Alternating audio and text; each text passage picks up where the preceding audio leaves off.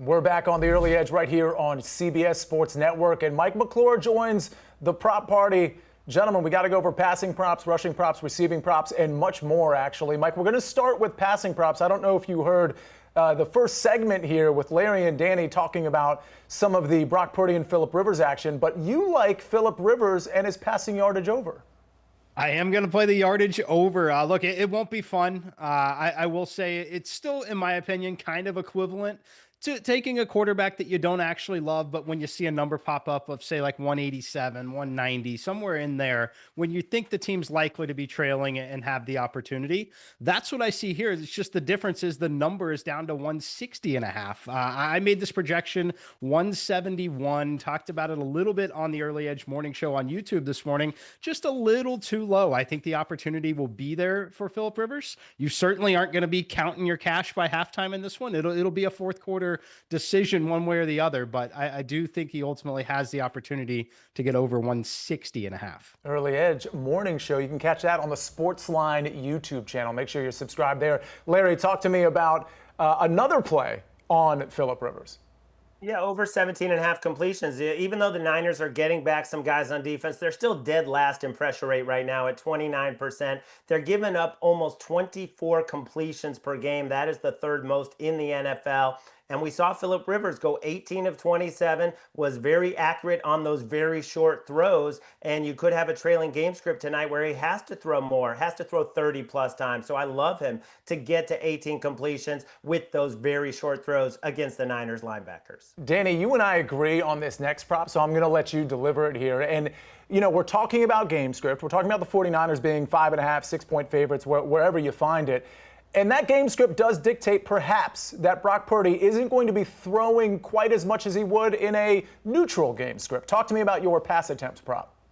And he shouldn't be either way, because when Brock Purdy has 30-plus pass attempts, he's had some of his worst games of the season. Multiple picks against both the Seahawks and the Jaguars, 30-plus pass attempts, 3 interceptions against the Panthers. His game is efficiency. It's not so much volume. You don't want 40-plus throws from Purdy. You want him mixing in the pass game with McCaffrey, running the rock as well. So I agree, C. I think they should be leading in this game. He shouldn't be overthrowing, and he should stay under his pass attempts total of 32.5 tonight.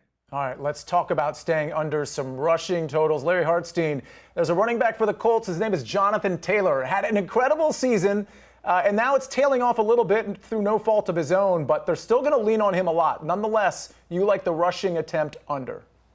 Yeah, you mentioned tailing off 3.7 yards per carry over the last 4 weeks. They have had a lot of tough matchups, and on paper, this looks like an easy matchup against the Niners, who have been getting shredded on the ground, but they get a lot of key guys back in terms of run defense, led by Tatum Bethune, led by Jordan Elliott, and 2 or 3 other guys that could come back for the Niners. And I just think this is probably going to be a trailing game script. So to go 23 or more attempts, this number has fallen from 23.5 to 22.5 as I thought it would. Still, I will still go under 22.5 attempts. That is a massive number in a potential trailing game script. I like him for 20 carries. I like him for around 90 to 100 yards, but he stays under on attempts. Yeah, I think this is a pretty good look. I like his longest rush over. I'll go ahead and give out my prop. If it's 18.5, you might be able to find some 17.5s, but I think it's 18.5 pretty much at most major books here. And the reason I like the longest rush over is because of the volume. Like, listen, Larry, the under could come in on his rush attempts. It could be 21 or 22.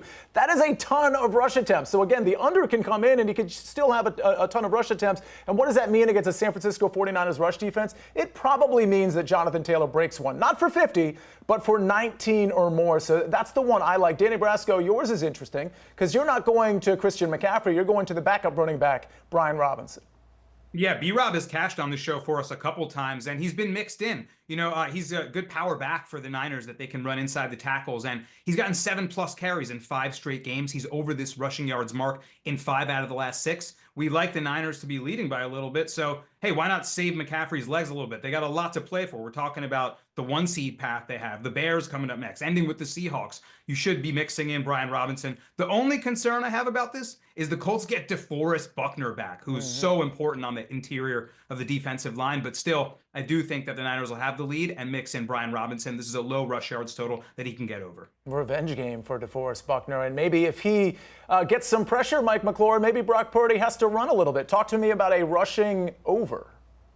Yeah, Brock Purdy, just a capable runner, guys, dating back to his days in college football and really when he's been healthy. The problem is he hasn't necessarily been at full strength, but now it's kind of do or die. And I know there's a scenario out there in the kind of conventional wisdom that they're in the playoffs already, right? Yes, that's true. They still have a path to the number one seed, and they do control a little bit of that. They simply have to win the 3 remaining games. They get a head to head against Seattle. I think that this is an interesting spot for the 49ers, but really for Brock Purdy. The number here at 11.5, the concern for me would be kneel downs late in this game. But otherwise, I think he's someone that if this team is going on a playoff run, for example, I think his line will routinely be closer to 20, 21 than it will be to 10 or 11 here. And I would be treating this as a playoff game. You talk about Indy being so focused on CMC out of the backfield.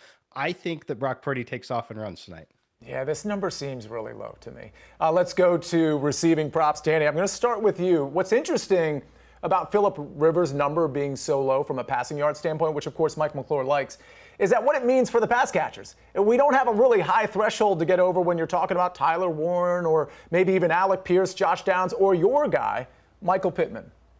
Yeah, if you're going to go with a Colts wide receiver, I feel like you got to go with wide receiver 1 here. Although Rivers didn't throw for many passing yards in his debut, just fresh off the couch, he was targeting Michael Pittman 5 times. He got him for 3 receptions, 26 yards about. So, almost 8 yards a reception there, which was the longest out of any Colts wide receiver. And I think he's going to be able to find him. If they get Jonathan Taylor going, they can get that play action going. A lot was made about how great a season Daniel Jones was having, but I credit it so much more to Shane Steichen. I think he can draw some of that same action up with Phillip Rivers. So one more week of practice, should be a little more familiar with the offense, and I think he could connect with Pittman to get over 30.5 receiving yards. All right, I've got a low threshold to cross as well. And Mike, I think my play correlates a little bit with your play. I like Kendrick Bourne to not fully take the Ricky Pearsall role, but to mix in the slot a decent enough times to get over 22.5 receiving yards. Give me Kendrick Bourne over 22.5, 23 plus.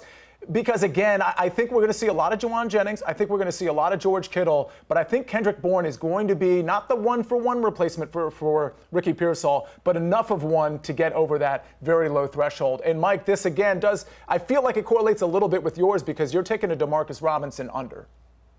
Yeah, it's a very low number, under 1.5 receptions here, minus 104. Just fading 2 catches for Demarcus Robinson. He did have 2 catches, 2 targets in that last game. One of them came his longest of the season, actually, at the very end of the first quarter. But this, to me, is not the spot for him. I think there's a scenario here where the 49ers are in control of this game and not having to do a whole lot offensively late. I think they're going to run the ball. But I also want to point out the fact that they are indoors in the controlled environment. The field goal, the kicking game is a lot more viable in this particular spot, and essentially removing maybe some of those 3rd and 4th down plays where they would kind of look for that 3rd or 4th option. I just don't think he's going to be there. I know that Pearsall being out, even when he was back in there, though, he was very clearly not in the top 3 or 4 in that rotation, playing about 25% of the snaps total. So I'm going to go under Demarcus Robinson at under 1.5 receptions. Larry, we've already talked about potentially the 3rd and 4th option for the San Francisco 49ers, maybe arguably the 4th and 5th. You'd like the number 1 option. You like his over. And believe it or not, it's not Juwan Jennings. It's George Kittle. He's old reliable, 67 or more receiving yards in 5 straight games, 25% target share. Brock Purdy loves him, playing some great football when he's not also blocking for the run game and doing a great job at that. But what I really love about this one is the Colts are very vulnerable to tight ends. 8.5 targets per game allowed to the position. Why not keep going to your best player, George Kittle? All right, we like George Kittle overs, and this line has been going up. If you're a SportsLine member, you might have caught some of our experts on this George Kittle line when it was 60, 61, 62. This has gone up quite a bit. So again, a real good reason to be a member of SportsLine. Let's go to some game team props real quick before we get to first touchdown scores. Danny, we just alluded to maybe the field goal game in optimal conditions, indoor, being a big factor here. Talk to me about a field goal prop. Yeah, I just got this one in. I didn't have much for the game or team prop segment, but I'm glad that Mike just kind of alluded to this because I think Blake Grupe can get 2+ field goals indoors And with the Colts needing to take scores when they get them, I think they're going to rely on this guy who hit a 60-yarder last week. He was 2 of 2 from 50 plus. And the Niners going to play that bend, don't break defense. So I think he will have a couple opportunities to hit some field goals. If anything, I like a little special teams prop on Blake Groupie, 2 field goals. How about some more special teams? Mike, this is very interesting. You've got a 2-point conversion bet, which would be a scenario where we don't use Blake Groupie, but good news for you, Danny. It has nothing to do with a field goal. We're talking post-touchdown. Mike, talk to me about your plus 135 play. Yeah, and important to note, this is the attempt. This does not have to be a successful 2-point conversion. It is simply just to attempt a 2-point conversion in this game. It's do or die now, right? It's essentially playoff eliminator on the side of the Indianapolis Colts. They must win this game. I think there's a scenario that maybe they did take a field goal early in the first half and find themselves late trailing, where it does make sense mathematically to elect to attempt a 2-point conversion after that late third, early fourth quarter touchdown drive from Phillip Rivers. Look, this counts for both sides. We're assuming that it's going to be the Colts, but it's both sides, just an attempt, not success. All right, I'll be quick with mine, Larry, before we get to your defensive prop. We'll talk about the spread and the total in the next segment. I'm very curious to hear all your takes there. I'm taking kind of a unique play, which pretty much all books have. Halftime, full-time. Who's winning at halftime? Who's winning at full-time? I've got the Niners for both, and that's minus 125. Again, this is a 5.5-point spread. It's a 3.5, 2.5-point spread when it comes to the halftime line. I think the Niners are going to be winning both, so I will take the minus 125. It erases that 5.5 when it comes to the full game. Larry, talk to me about your defensive prop. Yeah, I'm taking Nick Cross, the hard-hitting safety for the Colts, who's playing for a new contract, over 6.5 tackles and assists, a line that he's hit 4 of the last 5, and the Niners are the #1 matchup for opposing safeties in terms of tackle opportunities. This guy plays in the box a ton. Love him to get 7 stops. All right, let's talk about first touchdown scores. Larry, you've already sung the praises of George Kittle, so I'm just going to point out you like George Kittle at plus 750. I've already sung the praises of Kendrick Bourne. I like him at plus 2100. So Mike and Danny, let's hear your first touchdown scores. And you guys are, part of me feels like you're trying too hard, but the other part of me feels like one of these is going to hit. Mike, talk to me about Brock Purdy. Yeah, it's the number 30-1. Brock Purdy takes off and runs. We saw him score a touchdown a few weeks ago with his legs. They're going to cover Christian McCaffrey. So the option is dumping it off to the guy Danny likes, or keeping it himself and finding the pylon in the corner. Give me Brock Purdy 30-1. Dumping it off to the guy Danny likes, you say, at 40-1. Danny, talk to me.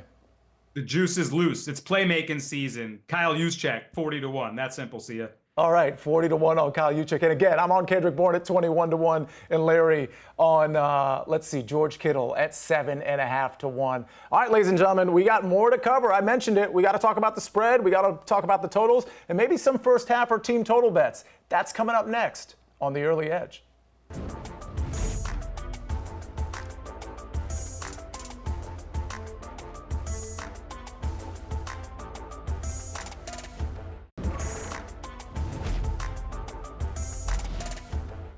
It's time to talk sides and totals right here on The Early Edge with Danny Brasco, Larry Hartstein, and Mike McClure.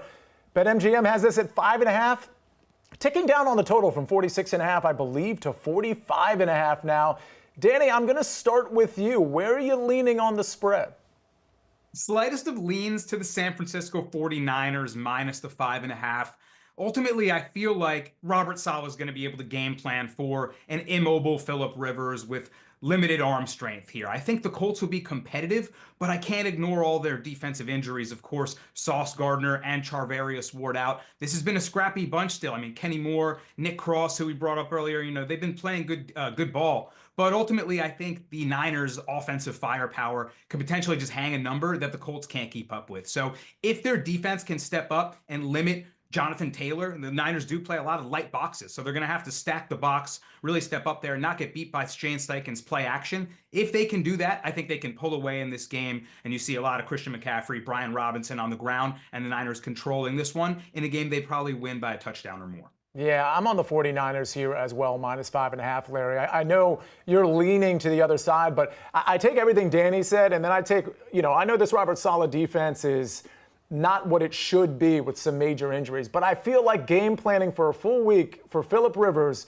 is not super intimidating to this defense, which does admittedly have some holes. Now, the Colts are at home, and they played pretty well against the Seahawks, being extremely competitive in that game.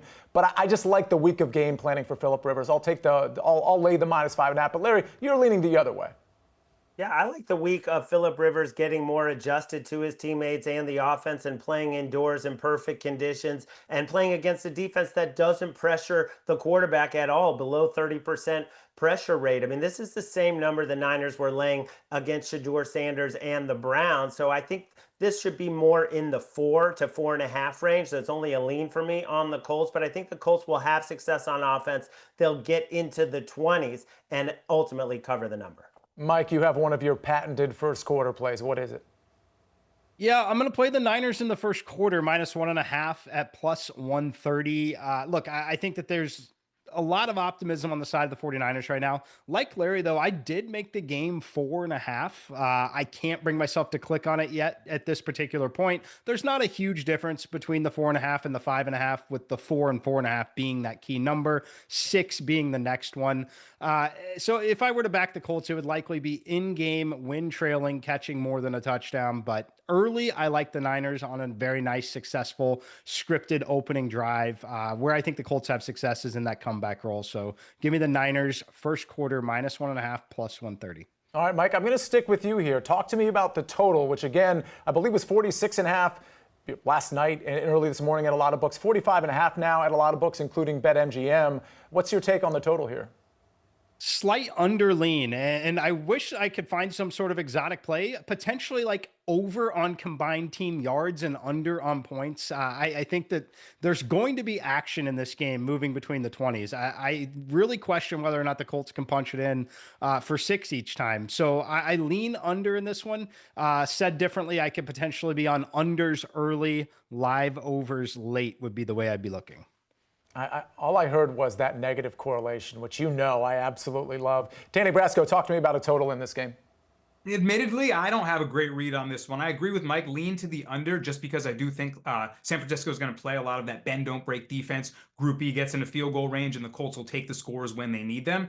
And on the other side, the Niners don't need to push too hard. I mean, this Colts defense, despite all the injuries, is playing pretty scrappy. They get DeForest Buckner back, and maybe the Niners go run heavy, in a kind of look-ahead game where they'll be thinking about the next 2 games they have as well. So I think this game could stay under the total, but I'm sketched out playing any under indoors.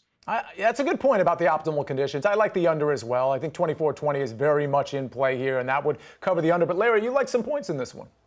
Yeah, I'm going to lean over. I don't think the Niners will have much trouble putting up points, as they have done with most of their offense healthy now. But I think the Colts will also have enough success indoors to get them into the 20s, because, the Niners do not put any pressure on. And this is just a really nice setup for Phillip Rivers to get going, and for Jonathan Taylor just to do enough to keep it close, get in the 20s. Maybe we get 24-23, 26-23, and we go over the total.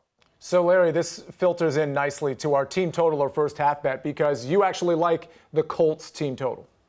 Yeah, you can find this as low as 19.5 in a lot of books. And we talk about the perfect conditions indoors for field goals to get us to 20. You get 2 touchdowns and 2 field goals. You get to 20 points. This is season on the line for the Colts. This is the kitchen sink game. They have to throw everything at this game to win, to stay alive. So I think that's going to come on offense with Shane Steichen. All right. And Mike, you like a first half team total.